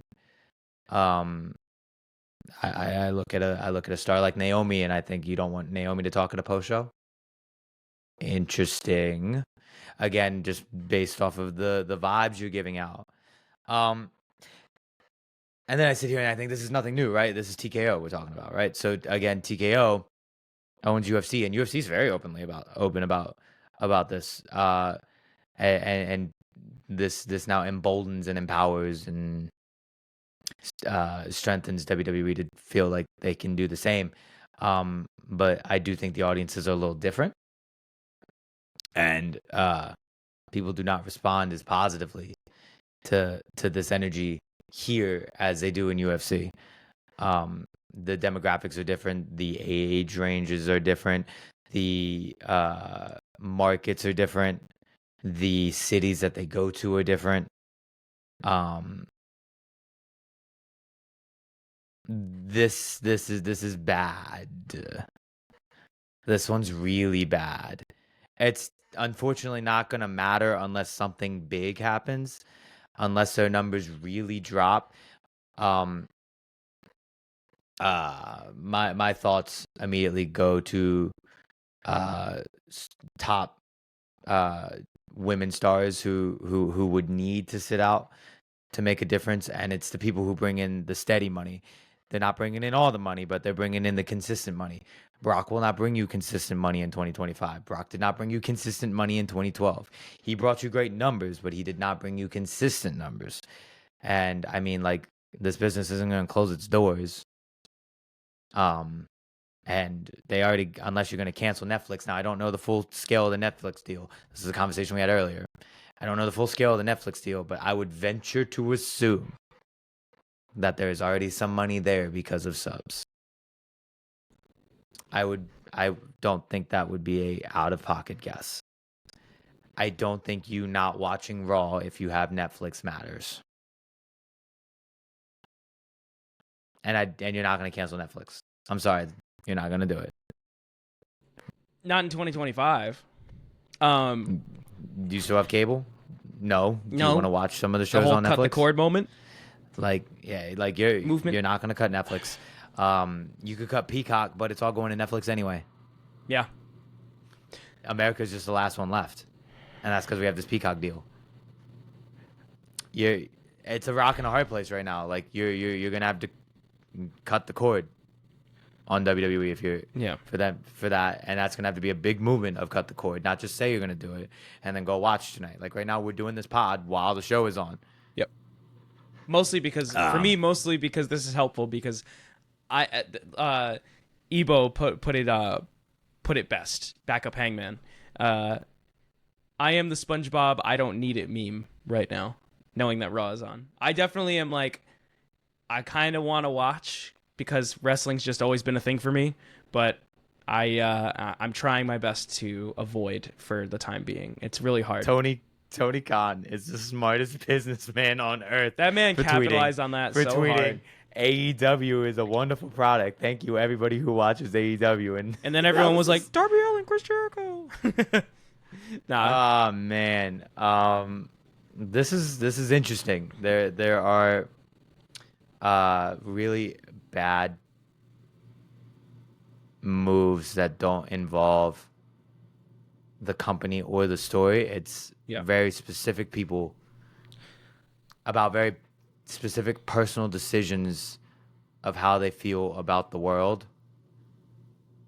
That makes it very interesting when you talk about money and how you want to watch the product while not giving them money. It's because if you can't support that, that makes sense, because I can't support it either. But at the same time, are you gonna make the move? If not, then you can't have this conversation. It's a hard pill. I'd say so. And it's a hell of a lot of shit to get themselves in, all just because The Rock didn't show up. Word, we could have just had Dwayne show up. We could have had just fucking Travis show up at this point. Oh, God, no. I think so. I would have preferred just Travis over this. I'll say it. I'll say it. At least we wouldn't have. At least I wouldn't hate. At least I wouldn't want to. At least I wouldn't contemplate cutting this out of my life. Walking away. Walking away. Exactly. I would, but for different reasons. Much lighter reasons than this. Yeah. Much lighter. To me, from a personal perspective, without getting crazy into politics, those of you that know me know how I stand on issues in politics generally. I do not like this at all. I hate this. This is the worst decision WWE has ever made since I have started watching WWE in 2009. It's been 16 years, and this is the worst one. And it's not even because the quality is bad, because it's Brock Lesnar. He's still Brock Lesnar. The talent's there. The aura's there. The people that like him. The money is there. It's just, he's a shit human being. If all of these things are true, he's a shit human being, and I'm inclined to believe that they are true, given the evidence that I have seen. I've seen screenshots of text messages. I've seen the legal documents. A lot of people, the rationale is, well, is he guilty? Is he convicted of a crime? That's in a court of law, my dude. Once you walk out that court of law, it is the court of public opinion. It is the court of public opinion. In my opinion, this is awful. You have to believe the victims when they come out and come forward with these things, and you have to treat this. You have to treat it that way. It's innocent until proven guilty in the court of law when it comes to disciplining according to the legal codes and the laws that we have set in this country, but not when it comes to whether or not you put money toward that person, whether or not you associate with a certain person. That's a whole different thing. It's a whole different thing. Innocent until proven guilty works when it comes to charging people and making sure that people are held accountable for breaking laws. I don't like this. This is garbage. And let me get out of the personal and the political, and let me get into the wrestling. As a wrestling fan, this is awful. This is awful. I do not want Brock Lesnar at all. Brock Lesnar, to me, represents the worst part of wrestling as a child, as a child in my childhood. The worst part, the reigns, the ways he took the belt hostage, the ways that he ruined he is the reason why part-time champions and part-time wrestlers have such a negative aura around them. He's the reason, because he was booked so one-dimensionally and booked to show up once every 2-3 months.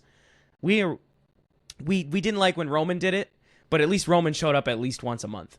I'll give Roman credit. Some of us did like it. Some of us did like it, and I did like it at times, but there were times where I didn't. But that being said, Brock has left a scar on my wrestling experience, especially as a champion.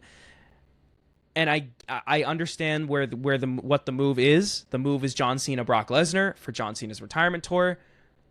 But after that, the thought and the inclination, I'm inclined to think that Brock's going to stick around. And I don't know. I don't want to see it. I don't want to. I'm gonna throw out a hot take and say no, he's not. You don't think so? Well, he can't fight Roman again. We just can't. We can't do any of that. No. Braun Breaker? No. Really? I don't want to see none of that. Wow. I'll be honest. I think if we have we have to, right? So if we're here, I get it too. I get the Cena implications of it. The word on the block is everybody's throwing around blame to everybody, but if really every party involved on WWE's behalf should be embarrassed by this. All of it. If we really want to talk about it. But this was a Cena request. And I get the love and adoration for Cena from Triple H's angle of, if he wants to do this, Brock's a physical guy. Cena doesn't have to take an ass whipping from Brock at 50 years old. He doesn't have to. He didn't have to just do, especially right after this street fight. Like, he didn't have to do that. So I'll respect Cena for taking some ass whooping from Brock that he doesn't need to take. This felt very 2012. This whole segment, came in, walked around, got an F5 off, and left. It was very 2012. Cena took his big L, and then Brock came back. So from that, and I really enjoyed a lot of WWE Brock Lesnar at that time. I was a big fan of the first run up until it started until he lost to Triple H. I was a fan when he came back, and once I kind of could wrap my head around the streak, I was a really big fan of him suplexing Cena out of the main event. I was a big fan of that. And even again, like some of the points of when he was like doing the part-time thing, I was like, I really like this. There's a level of, it feels real. There's a level of UFC to it that I really like. Of course, hindsight being 2020, I didn't know that we would be here in the UFC's sister company. I think it should just be seen on high and by, like sign him to multiple day contracts. That's it. He just needs a 10-day deal. France is in 3 weeks. It's not going to be a series. There'll be one promo. There's nothing to do here. It's just a hits match. It's unfortunate. I don't think it would have been physically responsible for Triple H to say no. Again, that's me taking the personal out of it. Take the personal out of it. Take the politics out of it. From a business standpoint, you're not saying no to Brock Lesnar, especially if he's requested by your biggest guy of all time. The guy who's supposed to be better than Hulk Hogan, the guy who's supposed to be better than Ric Flair. Like, it's a no-brainer. You listen to the guy, you let the guy get his last 10 appearances off, and one of them is going to be with Brock. It is what it is. The dollars are there. Neither one of these two gentlemen are bringing in consistent money after next year. It's supposed to be fun. I hate that take entirely, like 100%. But I don't want to argue with you about it because it's just not going to change anything, and that's not the point of why we're talking about this. So I would rather not. But that's me taking the personal out of it. I get that. I definitely get that. I just I find it hard to believe that this is entirely Cena's ask. I find it hard to believe. I guess from that aspect, I don't understand. I mean, Triple H, the concept of Triple H being able to say no is very apparent to me. Yes, he could have just said no and avoided a lot of bad internet press. Well, the buck stops with him. It's his company, you know? It's Nick Khan's company. And, well, yeah, of course. But I'm just saying, like, he's the executive of said company. He's the guy that is the final say, yes or no. He found that it was more beneficial to say yes and take whatever flack is coming their way and to give a middle finger to every single woman in that locker room. Oh, he's decided to eat this shit sandwich. He took a decision. He took a choice. 100%. He took the wrong choice, but he took a choice. 100%. And I between it's just like, it's not even just this alone. It's like, it's this with the White House, with the lack of press conferences. It's a really bad combination of things. It's not a good look. It's not a good look. It yeah, man, I don't know. I don't care. I don't want to see it. Brock. I don't see. I would love to hope that somebody's going to sit down.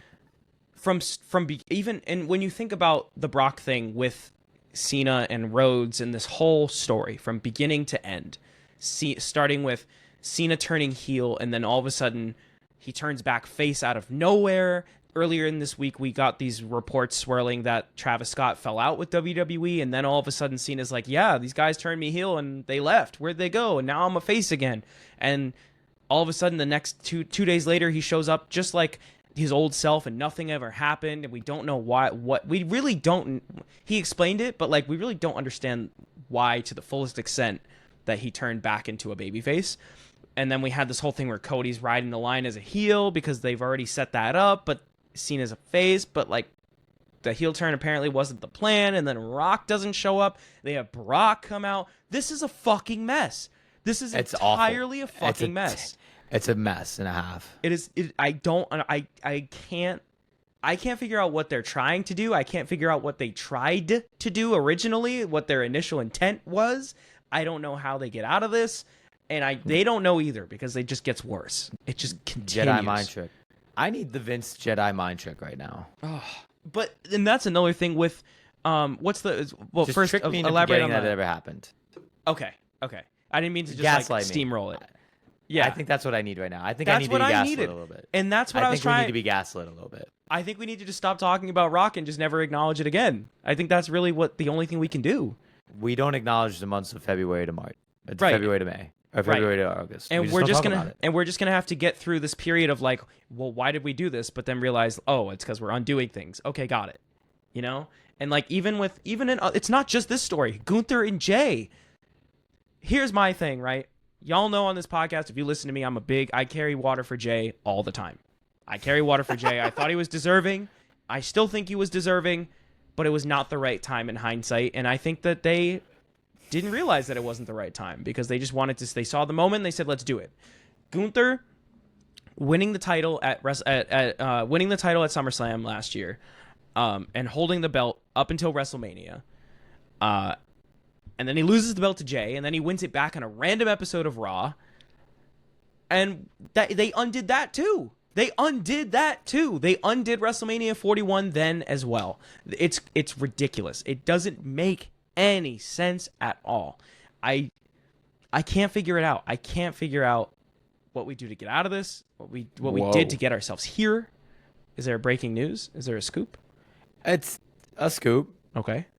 Did they did this on television? Oh, are you talking about the explanation of why Lesnar's there? They had to do that on television? What, Cole? I hope not.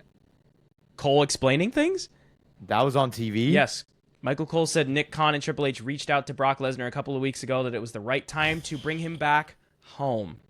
That's bad. Yep, they're doubling down. That's a bad look. They're doubling down. It's making it a hell of a lot easier to not come back, guys. I didn't want to say anything about it because I didn't want to make any promises. But I can't also like at least try. I don't know where this podcast is going to go after this. I don't think we're going to be doing WWE as much as we have been. And if I hope y'all love Wednesdays and Saturdays. Yo, facts. You're going to watch in Florida. I don't know. I'm going to try. I think I'm going to try. We're going to see what happens. Big Hangman fans over here. Big Hangman fans. Cowboy shit. Cowboy shit. Cowboy shit. Cowboy shit. Anyone trying to go to Full Gear, bro? Yo, Full Gear in Newark. Let's get it going. AEW's got a residency coming up in the ECW arena. Facts, dog. I'm about to be there every fucking day. I'm lit. I'm live. I'll go to every show. I don't care. Oh, there was something else I had on my mind that I didn't remember, and I'm gonna forget. I'm gonna remember it as soon as we stop hitting record. Hey, Tony, you need some help. Facts. We can start your podcast universe. Facts. Man, get us that Santi Zap guy. Who else do we like? Oh, Tyler? Santi Zap is kind of Shut up! Don't tell him that. Just Dodge who else can we bring into the unit? Who else can we bring into the universe? We can bring Comment 167 in here. I'm in that. We can bring Wheezy Blonde in here. We can bring Stash Club in here. My boy John. He follows the pod. Shout out to you, John. Appreciate you, bro. Y'all are all bigger than us, so you're giving us the rub, not the other way around. No facts, but we'll take those. We'll take every single one. We got you. Come on, man. It's nice over in the AEW camp. You got room for two more? It's nice in the AEW camp. You got room for two more in the super cool streamer group? Come on. And the super cool fucking wrestling AEW group. camp looking really cool over there. Facts. Listen. We're gonna make this shit happen. Bryan Danielson ignoring doctors to do the all-in spot. I'm so dead. I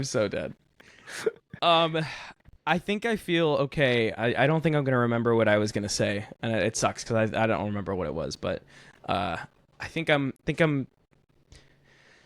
said my piece.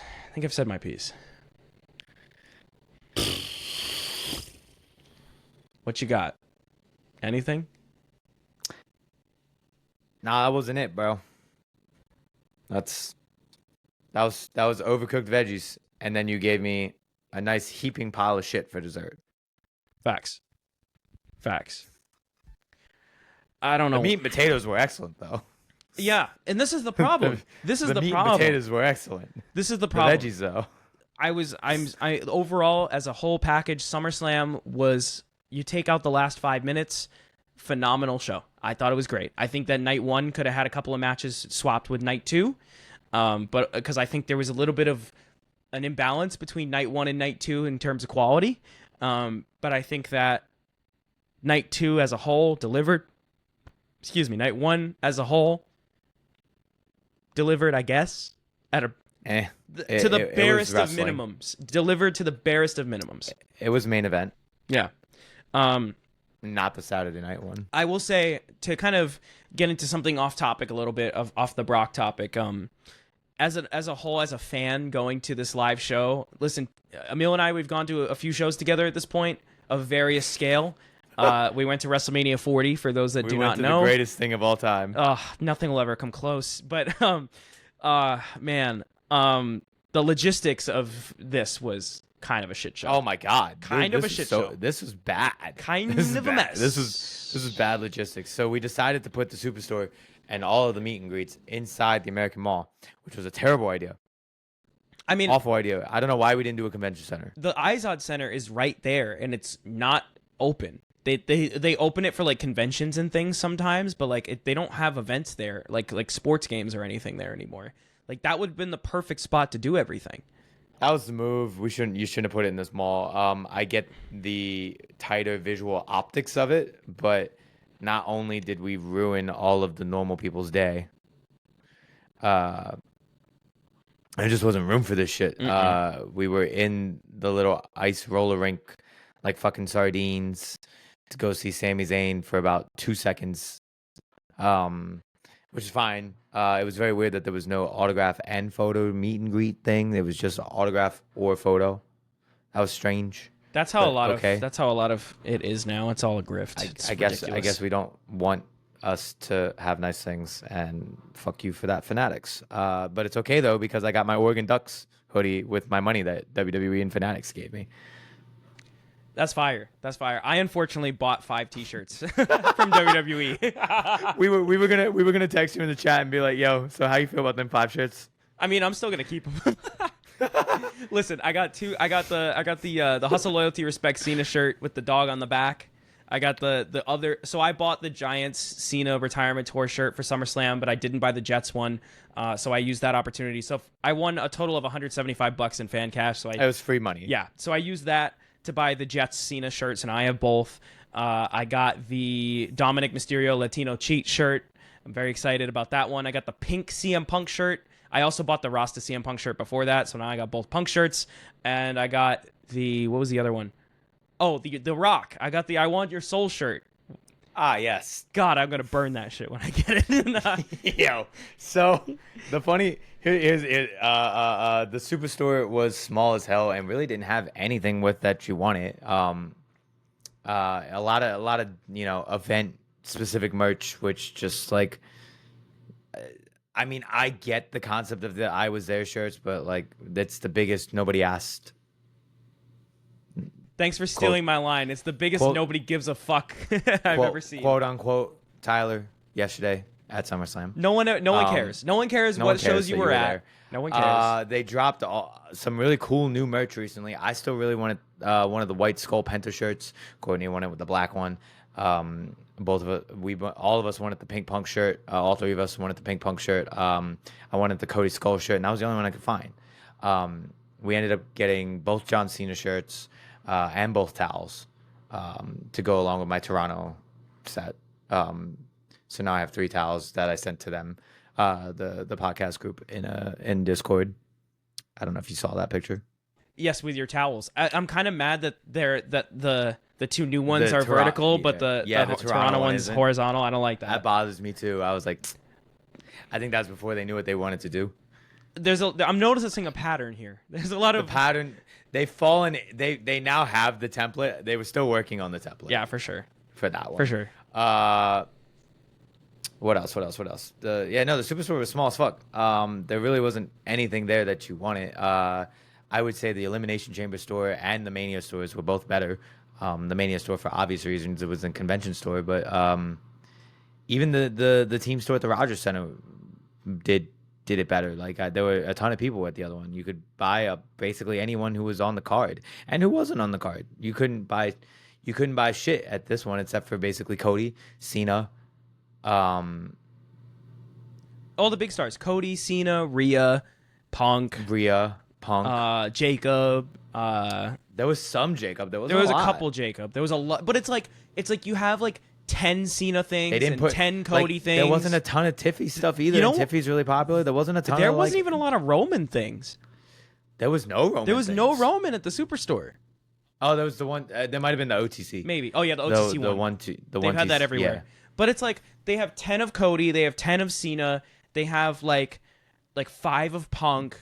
They have like 3 of Tiffany and 3 of Jacob and like, oh shit, we're out of room. Like yeah, they just didn't sell anything, and like none of the stands had and any 5J different stuff. things They were too. all the same. Like we didn't go into the team store at MetLife. The line was too long and wasn't dealing with that. Crazy. And after all the lines and shit that we stood in that day, and it was blasted hot, we were just not about it. Yeah, no. So funny story about the Cody match. Cody comes out. And I have a Cody shirt. I have the Cody White Skull shirt on. But I took my I Want Your Soul shirt just in case.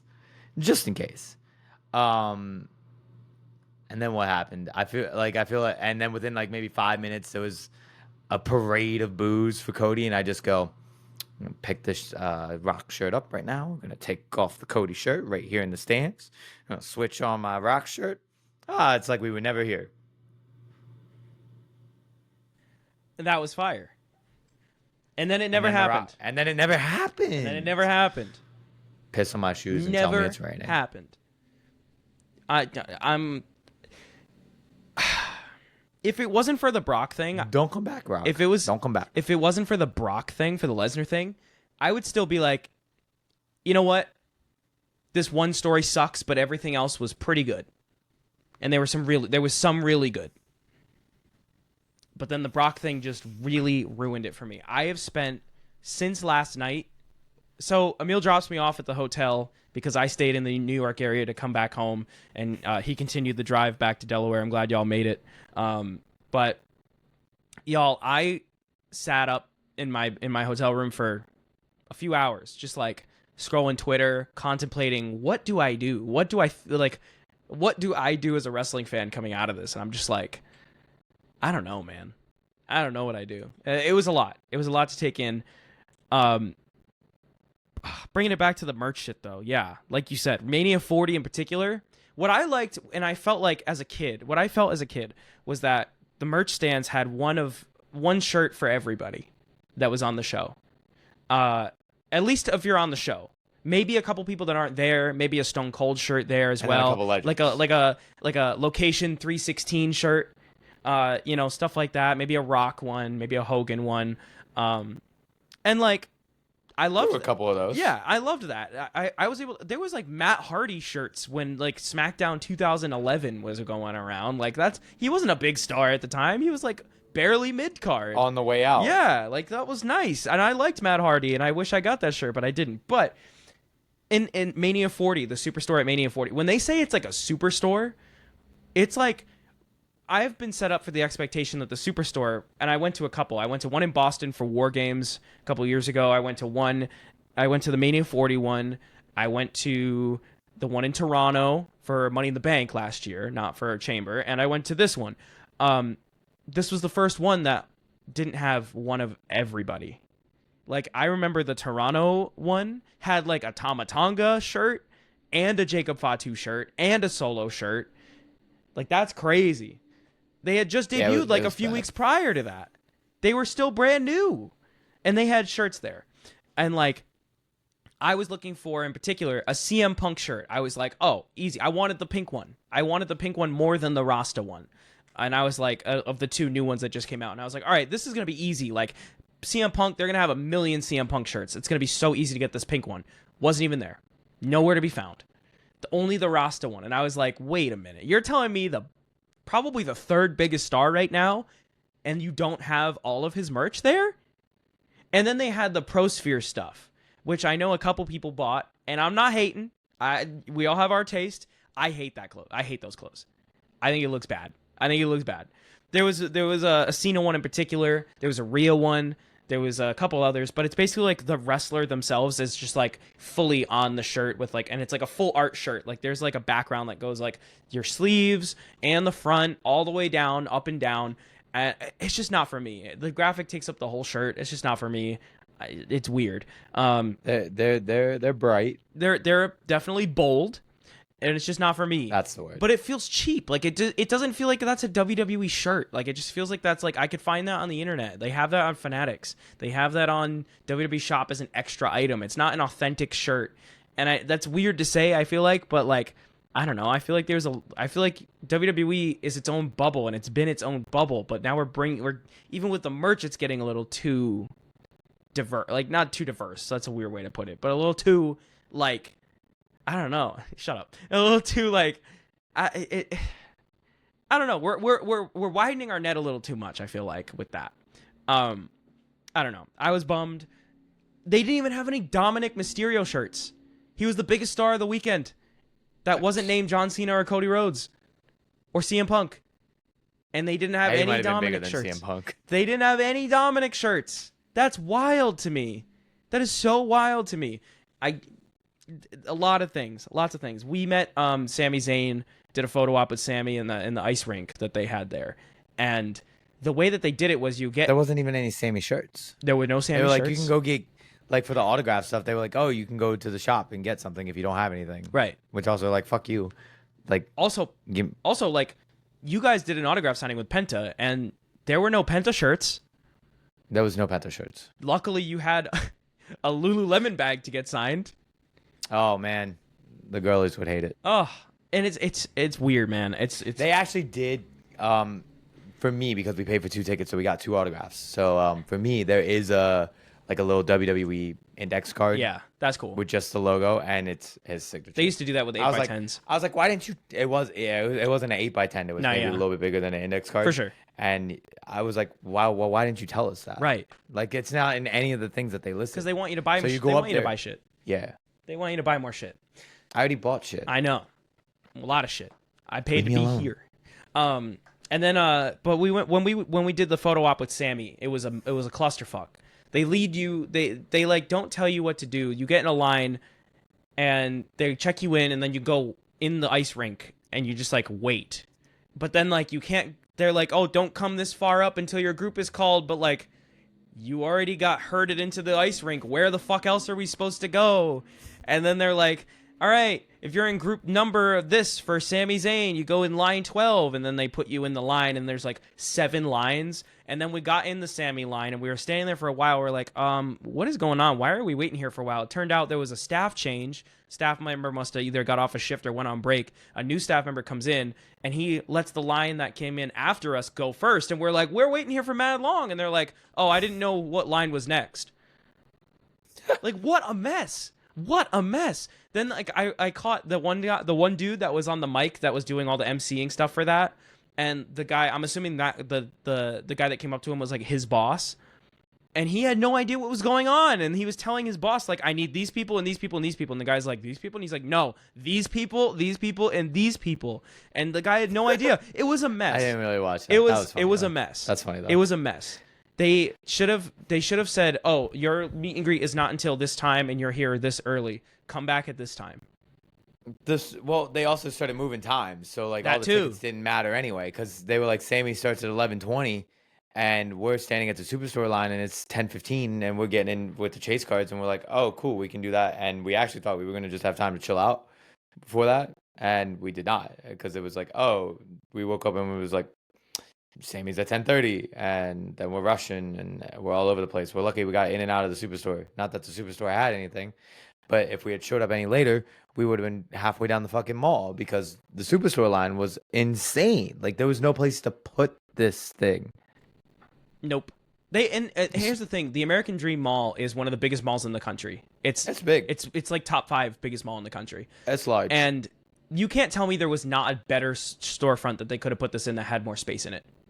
They could have put it in the Fanatics store. They could have put it in the Izod Center. Like, what are we doing? It's right across the street. What are we doing?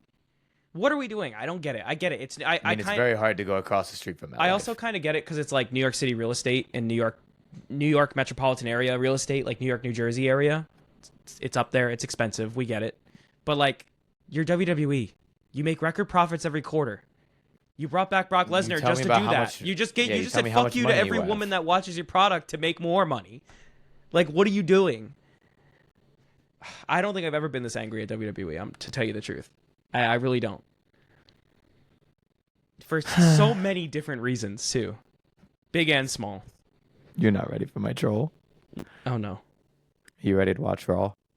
Fuck no. Like, yes, but fuck no. I'm going to read... Don't lie. Where are you going after this? Bleacher Report to read what happens so I don't have to watch it. Or I'll go to Santi's app or something, but I don't know. Maybe not Santi's app. Maybe a creator that's a little more vocal about the distaste for Brock Lesnar and not just like forget it, like sweeping all that shit under the rug. That was not what I was doing, by the way. No. We just have to make that very no, clear. 100%. No, 100%. That was all me, dog. just you. Day one-ish. Cut the fucking show. Y'all, thanks so much for watching. If you support our tomfoolery and chicanery, you can follow us everywhere that you get your podcast. Might be on YouTube if you like to watch our ugly mugs yap to one another and see some things that you might not get to catch by just listening to our voices. You can do that there. Drop us a subscribe. Tell all your friends. Go find us on TikTok. We'll probably clip some of this stuff and make short form content out of it because Lord knows we're going to have some rage bait come out of this one for sure. There's some content. Oh, yeah. You can follow us on Twitter so you can see more of our takes on this shit. I got into it a little bit with a couple people. Nothing crazy, not like arguments or anything, but just like, hey. Oh, you were active? A little. Couple posts, not much. You can follow us there. Kickout Club. Send me the screenshots. I got you. Kickout Club on Twitter. The handle is at Kickout Club, but the first I is a 1. And then, you can follow us on... Did I miss anything? We got merch. We do have merch. It's too expensive to make, but if there's enough desire for it, let us know. I'm wearing it right here. We didn't use the ready-to-order type, make-to-order type thing? I mean, like, yes, but it's still going to be more expensive based on how much you order. Yeah, it's like, if we get enough people that are interested, maybe we can coordinate something to get a bulk order going, and yeah, money. Hello, I like money. Anyway, y'all, I'm going to leave that here. Appreciate it. Support however you can. It would mean the world to us. And who knows, maybe we'll be the next big AEW wrestling podcast. See y'all at Full Gear. Later.